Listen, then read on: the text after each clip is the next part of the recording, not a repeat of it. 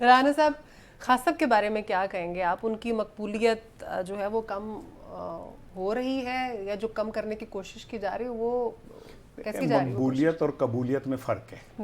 आपकी जितनी मर्जी मकबूलियत हो, अगर कबूलियत नहीं है तो फिर उसका कोई फ़ायदा नहीं। जो मुझे सीन नज़र आ रहा है वो है कि इंतखाबात से पहले जी कासिम के अबू यकीनी तौर पे सियासत से भी नाअहल होंगे अच्छा और लंबी सज़ा में भी जाएंगे। ओहो अच्छा, अब एक खबर मैं वो देख रहा था, सुप्रिटेंडेंट जेल अडयाला का एक वजाहती बयान कल आया, तो उसमें उन्होंने कहा कि जी ऐसा कुछ नहीं है, जैसी बातें चल रही हैं कि यूरोपीय यूनियन के वफद ने इमरान खान से मुलाकात की है, अच्छा। कासिम के अब्बू से, तो वो तो और परवेज़ अमेरिकन वफद ने भी मुलाकात की है। तो उन्होंने कहा कि ऐसा कोई भी चिड़ी भी पर नहीं मार सकती, तो हो सकता है कोई चिड़ी ऐसी आई हो जिसने परशर कटा ली हो और फिर गई हो। अच्छा। तो लेकिन ये रमर्स तो चल रही है, और अगर ये बात है तो इसका मतलब है कि कहीं ना कहीं कुछ ना कुछ तो हो रहा है, अगर ये खबर सही है तो। मुझे तो कॉमेडी लग रही है कि एक पार्टी का सदर अगर वो कह रहा है कि वो मिले हैं तो हाँ मुझे तो चेयरमैन के बयान ऐसे नजर आ रहे हैं जैसे मुझे अपना कैमरामैन भाई नजर आ रहा है। Absolutely not. हम गुलाम नहीं है, तो गुलाम का क्या काम है कि वो यूरोपियन से मिले? गुलाम का क्या काम है कि एक इनकलाबी का क्या काम है कि वो इनसे हेल्प ले? मैं समझता हूँ, मुझे लगता है कि ये परवेज राय ने डैमेज किया। This is my understanding. भी आप किस तरह कह सकते हैं इस सिस्टम में? अगर इतनी बड़ी बात वो कह रहे हैं तो ये बड़ी आपकी तो सारी स्टैंडिंग खत्म हो जाती है। आपका वो किधर गया? Absolutely not. आपने तो सारी लड़ाई लड़ी थी कि ये एक मुल्क का सुपर पावर है जो मेरे खिलाफ है, अब उन्हीं से मदद लेने चल पड़े हो। खुदा आदा वास्ता जी। नहीं, मदद वो देने थोड़ी जेल में आएंगे। नहीं तो वाकई उन्होंने कोई अपना डॉलर का रेट पता करने जाना है? अगर कोई मुझसे या तो आप चल के किसी के पास जाए ना, वो गए, अब क्या रीजन हो सकती है? अगर गए हैं भाई आप तो इस चीज के फॉलोवर ही नहीं, आप तो कहते हैं हम तो किसी के गुलाम ही नहीं है। आप तो एब्सोल्युटली नॉट से अगर ऐसा कुछ था तो आप मना कर देते। आप तो अगर जेल में मिल रहे हैं, ये तो फिर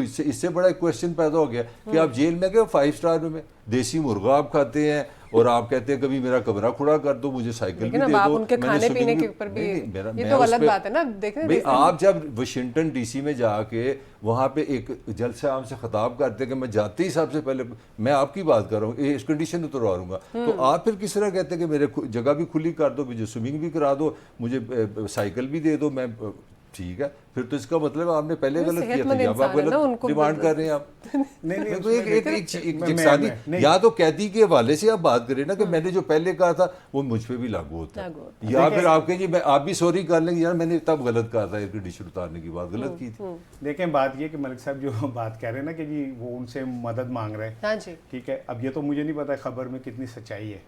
तो मदद क्या, वो कौन से कोई सिलाई मशीन और आटे के तोड़े लेके गए थे उनकी मदद करने वहाँ पे, कह लो हम ये देने आए हैं तुम्हें, ठीक है ना? अभी इसका कोई पता नहीं, सुप्रीटेंडेंट जेल तो इसकी तरदीद भी कर चुके हैं। अच्छा, दूसरी बात ये कि ये जो देसी मुर्गे की है, मुझे नहीं पता कि उसने कासिम के अबू ने मलिक साहब को टैक्स किया था कि लक्ष्मी चौक तो 2 किलो फड़ ले हो, ठीक है ना, कि ये बात कहाँ से आ गई। और तीसरी बात यह कि मैं तो ये जानता हूँ कि मियाँ नवाज शरीफ साहब जब जेल में थे तो पहली देखें तो जरदारी ने भेजी थी उन्हें, ठीक है ना, और उन्होंने कहा था कि मैं आपको स्वागत करता हूँ, ठीक है, स्वागतम।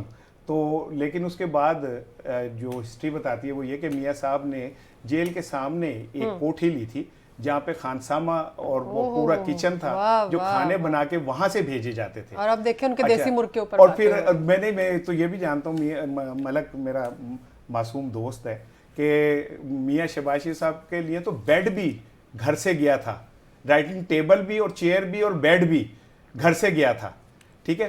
लिहाजा खाना दे खान परोने होंगे ने, हम कौन से वो कौन से तो सब एक कासिम के जो मैं जुमला कह रहा हूँ, कासिम वो भी कह रहे हैं कि अगर आपने वो फैसिलिटीज ली तो आप कह देते कि मैंने गलत बात की थी। शहबाज भी गलत है, नवाज भी गलत है, मैं जो बात कर रहा हूँ वो ये है कि जो बर्फ गिरती है तो बेचारे मुसलमानों पर, अगर मेरा बच्चा कोई छोटा सा जुर्म कर लेगा ना तो उसको तो वहां पे किसी क्लास के अंदर रख के आप उससे झाड़ू पोछा फिरवाएंगे, हैं, उससे नौकरी, मेरी बात सुने, ठीक है, उसे झाड़ू भी फिरवाएंगे, पोछा भी लगवाएंगे, ठीक है। अगर वो एक दुकान से ना एक को टॉफी चोरी कर ले, हाँ जी, लेकिन अगर आप मुल्की खजाना चोरी करें तो खैर है, सत्य खैर है, ठीक है, पौं 12, फिर तो कोई मसला ही नहीं है।